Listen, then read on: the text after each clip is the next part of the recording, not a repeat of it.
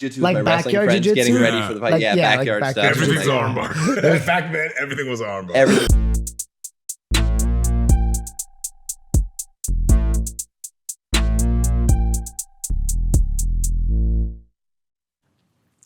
Welcome to Thicc Boy Fight Club.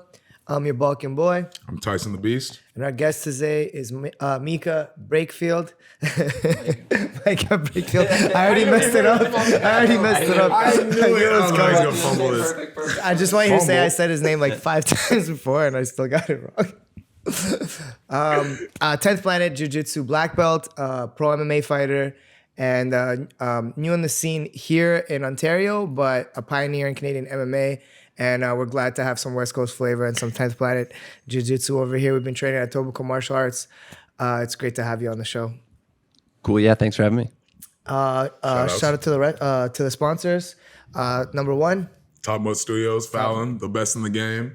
Kangen Water, Bearded Bites, Mo Blessed Mind. Edibles, Kimura Wear, Clinch Culture, Just for Kicks, Gas Major Dank. Pack, Gas Dank.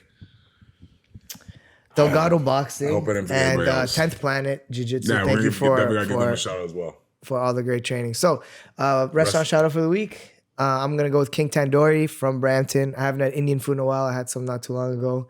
Best Indian food in the world, probably, Forgot where in you're Brampton. from. Where in the so, world? You know what's up. Best Punjabi food. We got, Wow, you're drawing a line living in Brampton talking like that. so we got Yikes. tandoori chicken, the butter chicken, the garlic naan, the butter naan. King Tandoori, I think they got like 3 locations in Brampton now. It started out with 1. So yeah. Like I said, the world. Mine is gonna be Golden Cook Caribbean, spot in Lakeshore, Etobicoke. Best food in the city. I'm gonna stick to that. Another Caribbean spot. Really good beef patties, good jerk chicken, a lot of the basic stuff. But they've been, doing really well during all this pandemic stuff. They're local spots, so that's my pick for today. I'm gonna go with Berntino Pizza. One of my students, Roman, opened it up, and it's just like the best pizza you've ever had. They got gotta try it. It looks 120 delicious. pepperoni piece with black garlic sauce. That's just it's unreal. Like It's Black garlic exclusive. sauce. it's They amazing. count Yeah. each one. Yeah. I just get too excited even talking about it. I just start daydreaming about it. He was talking about it yesterday. I was thinking of getting it, to be honest, today.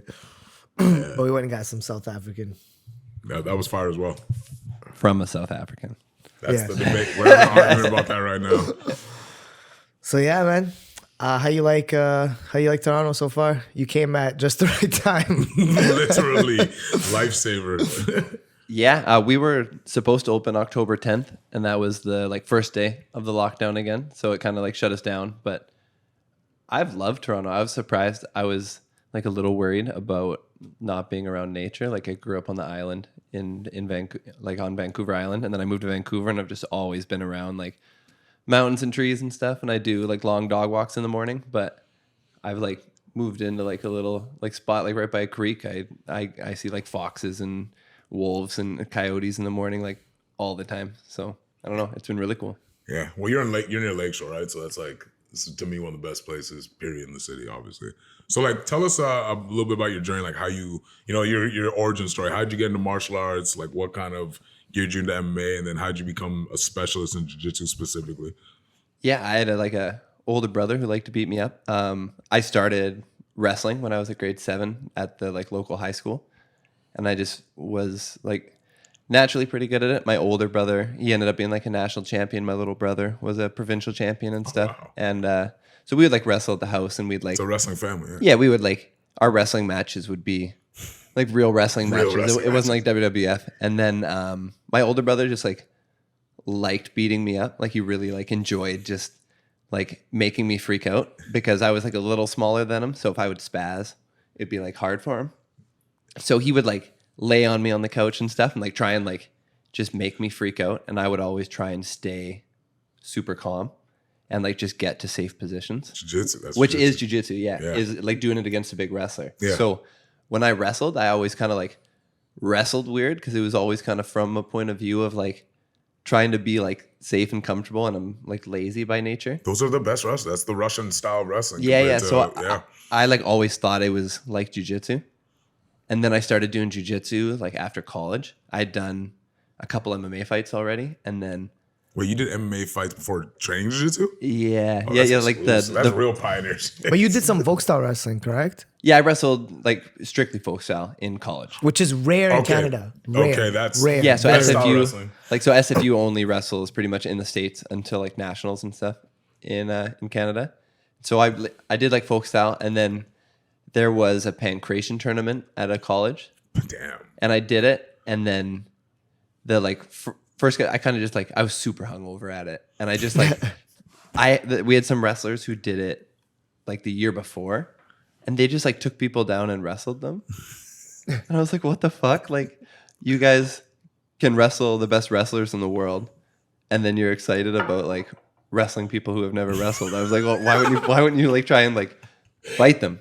So I just went and I boxed the first guy, and like he was like a Taekwondo black belt, and I gutted him with a spinning back kick, and like was just like goofing off. But like the first punch I threw, I like realized he like hadn't been in like a real fight. Like Yeah, not the I same. don't know. You've been around wrestlers. Like Yeah. when I wrestled in college, like there's times you'd go outside and like someone was in a fight, and then all of a sudden there's like 10 people in a fight, and Yeah. it's just like so I had like been in those situations. And like first time I hit the guy, he was just like.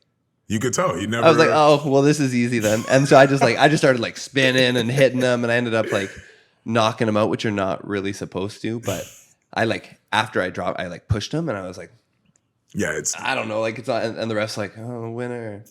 And then like so I won my like next match, and then the finals. There's a guy who was getting ready to go pro in fighting, and he was like 7-1 as an amateur, and he was just like doing the tournament as a tune-up.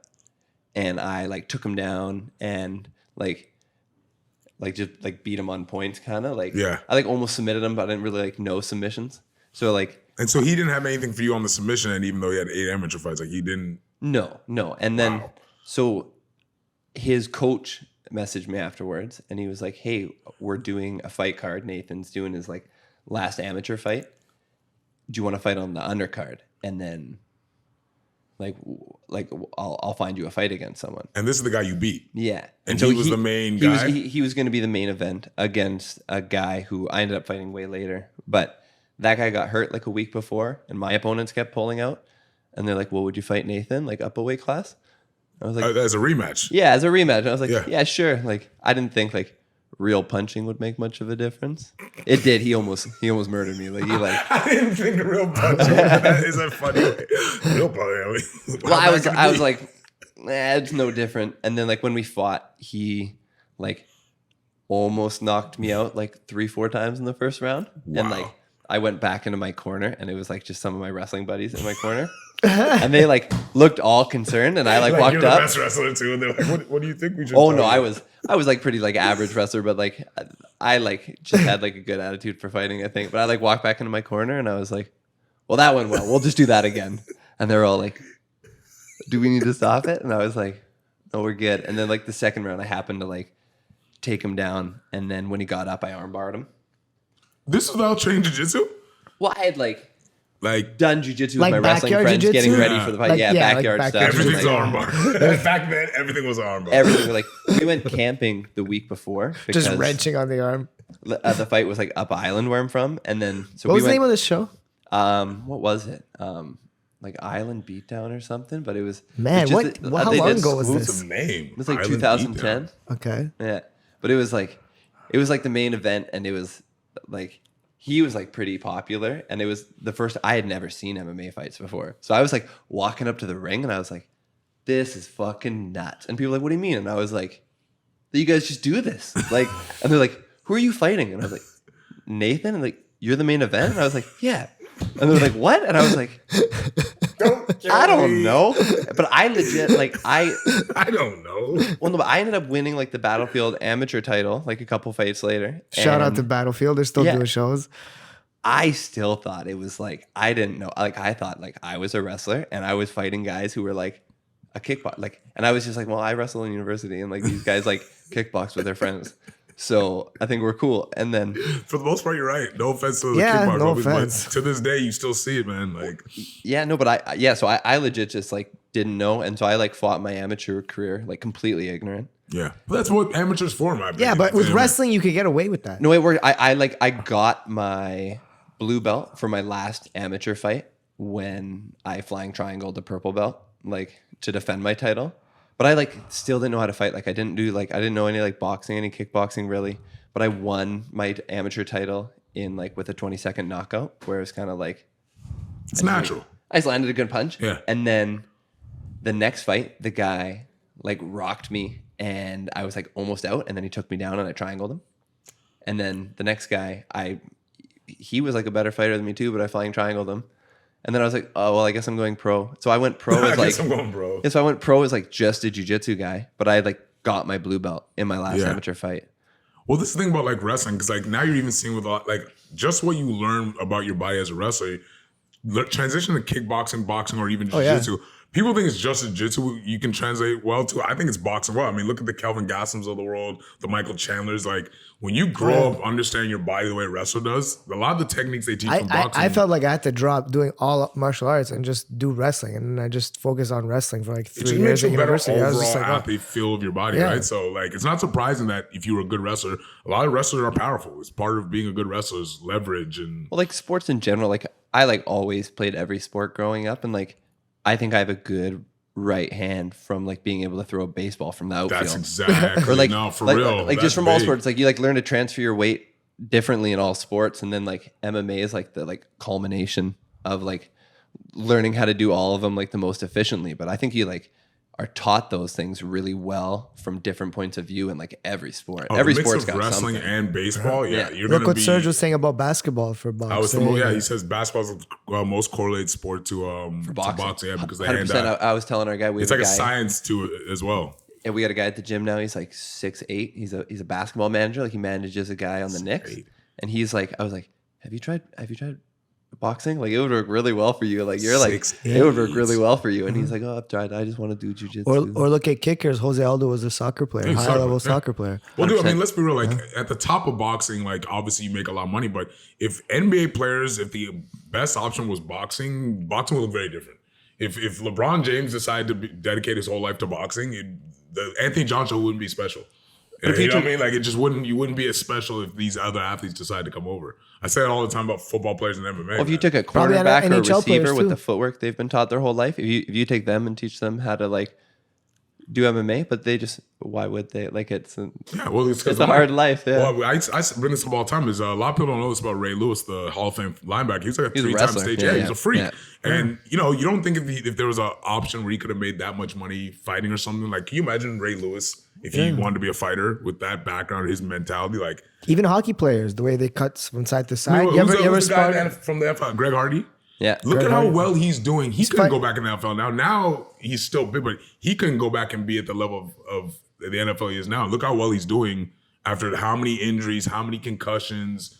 You know what I mean? So imagine if the best linebackers decide they want to come do jiu-jitsu and MMA. with the least injuries. If you had Patrick Willis a few years ago, like if you had if you had him to start fighting at Like who remembers heavyweight. Herschel Walker? At what age did he get into MMA? And he did And Yeah, he's Wow. fighting He's at like 50 and still doing 1,000 push-ups a day. That was nuts. fasting, eating one meal. Just Yeah, and so jacked. like, it's not surprising. I didn't know you played baseball as well, but the leverage you get from like, I know a lot of baseball players are super strong. Like you said, like I played every sport pretty much until they cancel each other out. Like it was gonna be football Season, in yeah. university, and then I shattered my leg playing rugby, and then so I wasn't really supposed to play football or wrestle in you like blow your knee out, my or- senior year. No, I broke like the tib fib.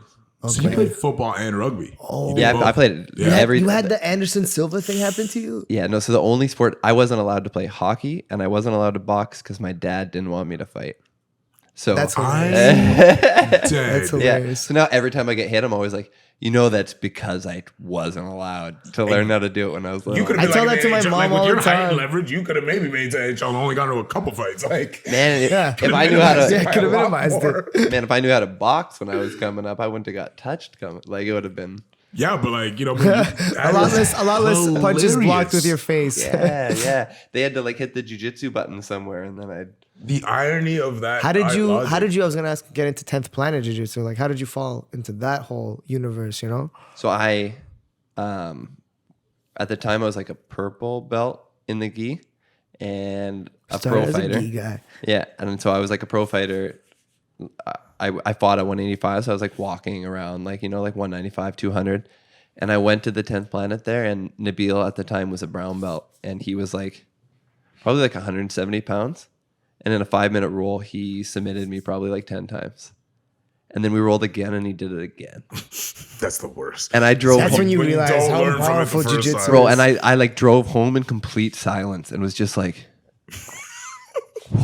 well, fuck. Like, if I'm supposed to be a pro fighter and jiu-jitsu is supposed to be how I'm winning, if there's someone who's like 40 pounds lighter than me, Doing that to you. who can do that to me, like, It's humbling. what am I doing? And so I just had to keep going back there. So I just like, I still train in the gi. I got my black belt in the gi first, but like, I found like, I started training with like Caleb Starnes when I started doing MMA. Oh, really? And like everyone hates on Caleb Starnes. Like he's got quite the like, Because of the Nate Quarry fight? Yeah, because the Nate Quarry fight. But like, Can you tell everyone what? Because when you told me that at the gym, I was like, oh, that's badass. well, yeah, he had a broken leg in the fight and 2 broken hands, and everyone's like talking shit about him, like not throwing back punches for the fight, but like, Mike literally couldn't kick or punch. Yeah, that was such a. I remember when that happened. That everyone was so That's when Nick Wade did confused. the like, thing, you know? no, and it's crazy because like you'll hear like people like who don't know Caleb like describe him in a lot of ways, and like Caleb is a lot of things, but like Caleb is like the toughest person maybe He that fought I've- at heavyweight. but he's like he like beat the shit out of Tim Hague and heavyweight. Like Caleb's like the toughest guy I've ever met, and like the like hardest, like most stubborn. Like Caleb is like, people think of Caleb as like a wuss, and it's like the weirdest. Like he got like just so hard done by in MMA. Like a lot of it was like done by himself. He kind of like has like a little bit of an attitude where he like blames other people and brings it on himself. But like fighting wise, like I trained with him once, and I was like, oh well, this is where I have to train, because he like leading up to that fight, he was good. It's not like that was the. If you don't know him from anything other than that, I get it. But most people knew he was like. That's why I think confused a lot of other people. If you take out that fight, like he's like up there with like GSP and like the guys for like Canadian MMA. Like he's like he he's beat one of the Alan pioneers. Belcher. He beat like Alan Belcher, But he fought at heavyweight. and like fought good guys. Like I've trained with like a lot of people, and like when you, like I could do like boxing rounds against Caleb where only I was throwing punches, and I would get tired and worried by the end of the round because he would be like hunting you down Wears and you down headbutting with your pressure. fist, and like, man, it's nuts. Like there's like, I've trained with a lot of people even now, like where like I consider myself like up there for like MMA. Like when I train with people, and like there's not a lot of always people like levels that you Caleb at find that out. weight. Like there's just not. Damn, I didn't know. Yeah, I didn't know you trained with him. That's crazy. Yeah, I lived with him for like a year and a bit. And so with that whole situation, because like I use the word universe, like the 10th planet. Like how did you end up now here? Like what was the transition of becoming part of the team there? Because you're black belt and at 10th Planet now. because I know there's obviously a system where you get to that level and then you're able to. You said how many? Because I remember you told me how many 10th Planet gyms are there worldwide. There's a lot. There's like over 100 now, I think. Yeah. Like over So 130. how did that end up happening from going from just being a student to now you're black belt and they send you to here to Toronto? You seem to love it. Like how did that whole thing play out for you? Yeah, so a couple of years ago, they changed it to only black belts can open schools. Like we got like enough Proper. of them worldwide, where it was As it like should be. we don't need to like. I think for a while there was like purple belts and stuff, and I think like maybe in Europe and stuff, they're still allowed to maybe open them It's Europe. So. at but like in North gotta America catch now, up you there. like have to have a black belt, and the guys here, Damien and Matt, had like came up with a plan to like want to open a 10th Planet, and then you have to have a black belt, and there's, I think at the time there was like 5 of us in Canada, and like there's Nabil in Vancouver who owned the gym, and then me who was kind of like his first black belt, and then Montreal. yeah, Montreal Those guys are good, had like obviously. 2 or Yeah, 3, they're and good. Met then a few of them. up in Peterborough there's one that has 2 black belts now, 3 black belts. Really? Yeah. I know. Yeah, they're kind of like just quiet. They kind of just do their thing up there, but Peterborough's a little more like out of the way, right? Yeah. And then, so they wanted, and so you guys know who like Richie Martinez is, like Boogie Man, like the jiu-jitsu guy? I don't think so. Oh, wait, is he the guy from Yeah, the the actual beard. original 10th? Yeah, he's like real no, popular I know in the you're 10 talking Planet The highlights system. with the ears. Yeah. Yeah, so Damien, the guy from here, is just like friends with him kind of on Instagram, I guess. And he was telling me he wanted to open a 10th Planet and trying to figure out how to do it. And then Boogie was like, "Oh, you should get Micah. Like he's there. Like all he wants to do is martial arts, and Yeah. he's like he's just competing and like just working random jobs." And then so they kind of just got a hold of me through like Instagram. Well, I think for 10th Planet makes sense because, like 10th Planet's gotten hated on so much because of how the whole Eddie Bravo thing, but like you can't deny the success they've had and his logic about it being for MMA. Like as a guy who, like you said, you were doing well, you were pro belt, like. And as a wrestler too, you have an interesting perspective because 10th Planet is like a game built off its back, really, right? Yeah, but like Eddie kind of came at it with like a wrestling perspective too. Like he wrestled a bit in high school, and then like if you look at like a twister, it's just a leg ride in wrestling. Yeah, and that's like that's like a guillotine in wrestling. Like it's not even like you're just pinning the guy.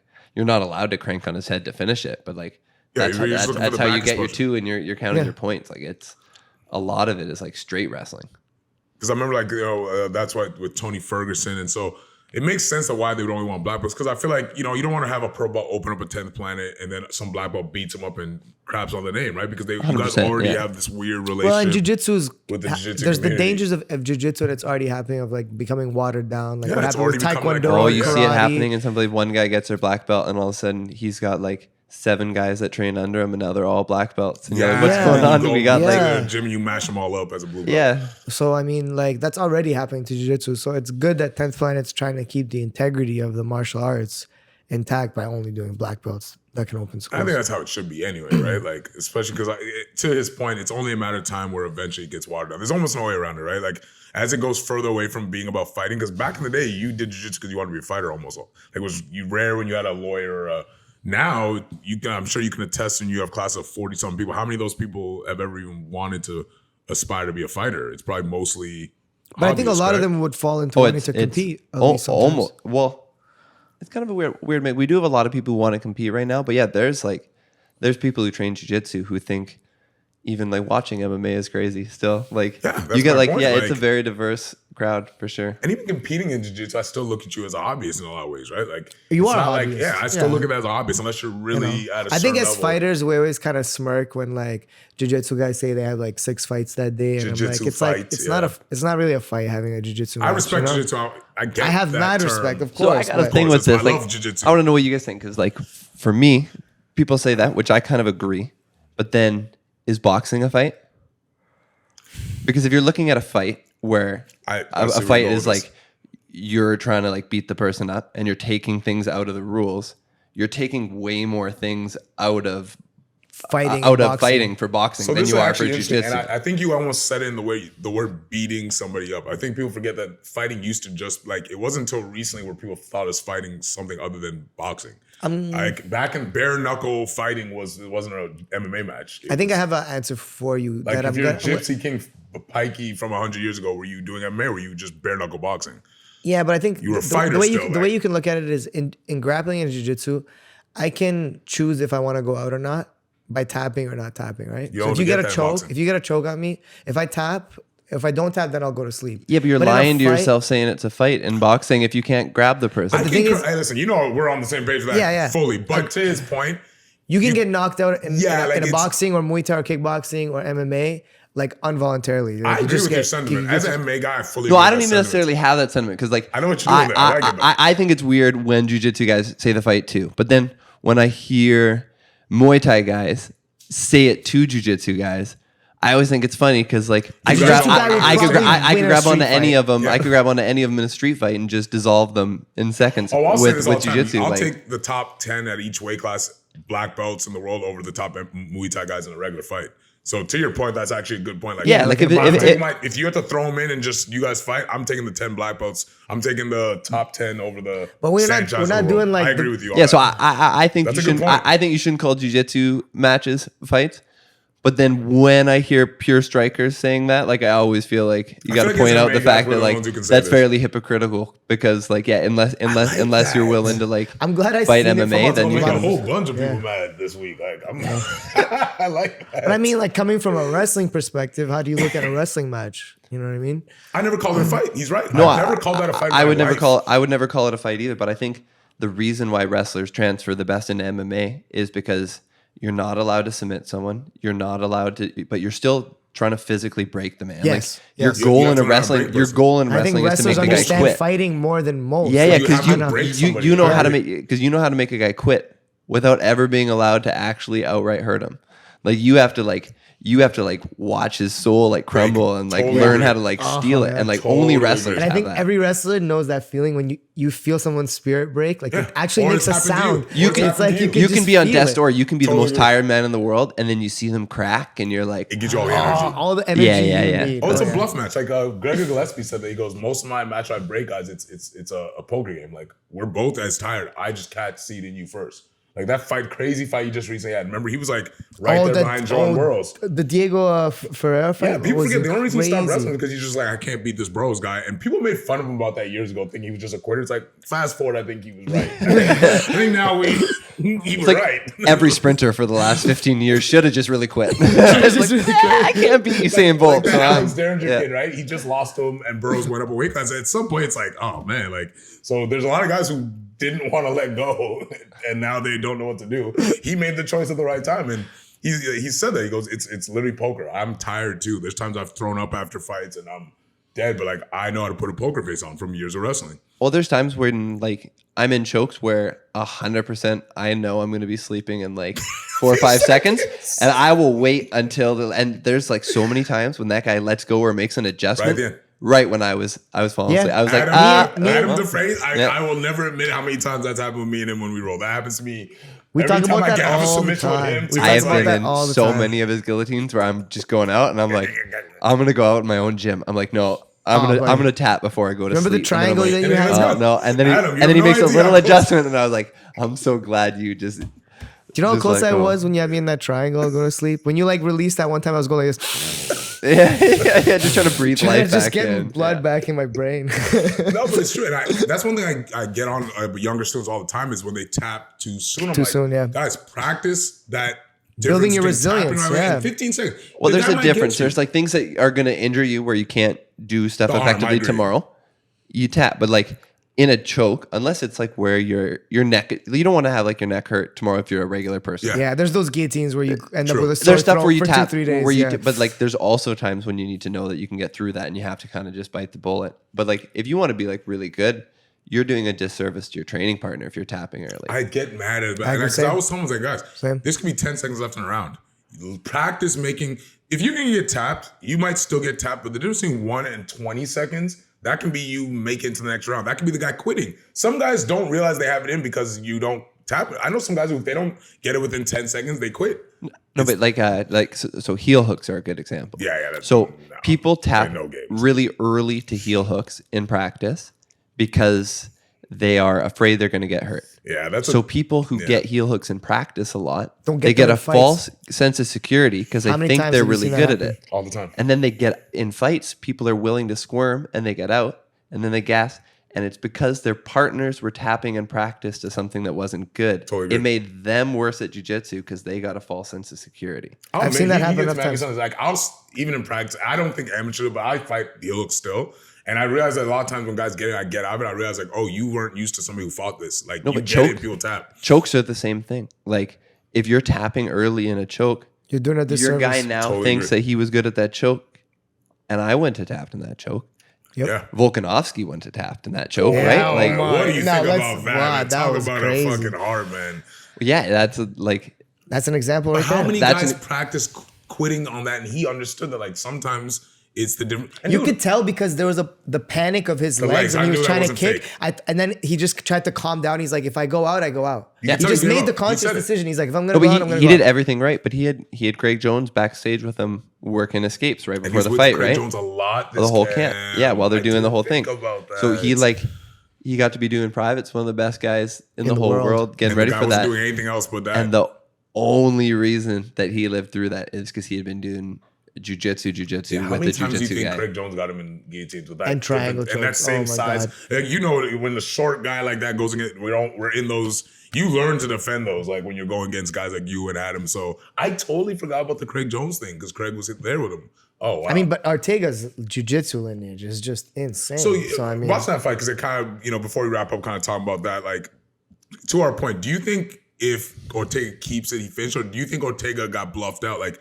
and not bluffed because the guy fought it, but I think I was surprised Ortega let it go. I think Ortega was too like tired and overwhelmed from the fight to Right? do the proper. Then he just had a little slippage that he might not have happened. But Ortega does have really good jiu-jitsu lineage, but if you're like Ortega can compete with Craig in a match, right? Like I don't think if he like he could be all right, but He could be wouldn't- not like competitive. that. He could be competitive. No. I don't think so. I don't think so. Dude, listen. He's like really good. He's like a good MMA guy, and I think he would be hard to submit. But I don't Yeah. think he'd be getting like a sniff out of like anywhere near Craig. I Well, think Greg's Craig, huge too, I think, right? Like to be fair, but it to- doesn't to matter. Like Ortega. it's Yeah. not about No, I it's agree not with about you. his size. Like the like pure jujitsu game that's going on right now is like it's a different sport, and it's like You can't be good at both. well, no, you can, and there are a few guys who are like Who would you say is the Who would you best? say at is both? elite That- at both of them? outside Damien Maya. Let's just because he's. I'd say kinda Gary old. Tonin right now is like He's doing over good in one MMA. FC, and he's about to fight for the one FC title, and I think he's got a really interesting stand-up So style. do that you adapts think well. he's at? Do you now? Do you think he he's said UFC both. Do caliber you really now? think he's that elite in MMA yet? I know he's doing well, but do you think because his jiu-jitsu is? I remember the Crown I don't know. Gracie match. I think there's a lot of hope for him. I think he's like that's a one good. of the- He's probably I the think- best example right now. But Buchecha just fought. And to be fair to Ortega, to your point, you got to give No, Ortega. his props. there's guys with good jujitsu, but like guys from like Buchecha just had won that match with the North South. Yeah, North I saw South. that. Gilbert Yeah. Burns. Gilbert Burns can do jujitsu with anyone in Yes, jujitsu. That's Like, probably the best example. he's been on like a bunch of Submission Underground cards with me. Like he's and he's won a world he championship. can compete. There's quite a few guys who do both pretty well. To be fair, and his only compete. real big loss now is to the maybe the best 170 pounder in the world. Jose Aldo. People forget Jose Aldo was a world champ before he became an all-time. Jose great. Aldo beat Cabrinha in a Yep, jiu-jitsu match. yep. Yeah. In like so, by point. Like isn't you that get wrong? We kind of forget he's still around Yeah. and might even fight for a title. Yo, against him. people call him old. He's 33. I know. How wild is that? Because he was a kid from the favela fighting when we first started watching. Yeah, but he was like 17, but he had a little bit like you just assume because he's on TV Yeah, fighting. I always feel like he's older than me. Like because I grew up watching. 'Cause he had it's a like, the guy's younger scar than I and he's am. like- It's like when What I a met him, it's like I legend, felt like man. he was like a 40-year-old He's fighting Rob. OG. He's like, fighting Rob Font. Yeah, Yeah, he could if he beats Rob Font, he's getting a title shot. he's right back. Cody Yeah. Sandhagen's about to fight for the title, so 2 guys off losses fighting for the title. Peter Yan didn't lose. Yeah, but he And- did. I'm happy Aljamain got the belt that one time. I'm happy Aljamain, but after this, like, super happy. But so before we wrap it up, give people where they can find you. The info on 10th Planet, where they can reach out to you. Your like I said, you've been doing Instagram. awesome out here, and we're happy that you came on. So just plug yourself before we wrap this up. Yeah, we got at 10th Planet Etobicoke on like all the major social medias, I guess. And then, Tobicoke's the ends for food and jiu-jitsu. yeah, I got to learn more about this food scene. Actually, Telling you, bro. everything I've had in You're in the Etobicoke right and the area. food scene, I've liked it. I like got dropped into like a perfect little spot here. Yeah. But yeah, just Etobicoke Martial Arts. I'm Micah Brakefield on all of them. I got some matches coming up that I'm getting ready for. But Oh yeah, shout that out because you have it's official the fight in December.